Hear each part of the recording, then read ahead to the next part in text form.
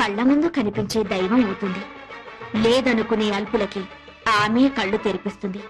నైవేద్యాన్ని ఆ అమ్మనే పిలిచి తినిపించాడు ఓ చిన్న పూజారి. ఓం శ్రీ కనకదుర్గా దేవి దత్తాత్రేయ, నేను ట్రస్టీ గారితో మాట్లాడొస్తాను. త్వరగా నైవేద్యం పెట్టేసేయ్. మేయర్ గారింటికి ప్రసాదం పట్టుకెళ్ళాలి. నేను వేద పాఠశాలకు వెళ్ళాలి, తొందరగా రండి. అవన్నీ తర్వాత, అమ్మవారికి నైవేద్యం పెట్టాకే వెళ్ళు. నేను ట్రస్టీ గారితో ప్లేట్ల కలెక్షన్ గురించి మాట్లాడి వెంటనే వచ్చేస్తాను. ఎక్కువ మంత్రాలు చదవకుండా త్వరగా కానీ పులిహోర పైన జీడిపప్పు కదలకుండా నైవేద్యం పెట్టు.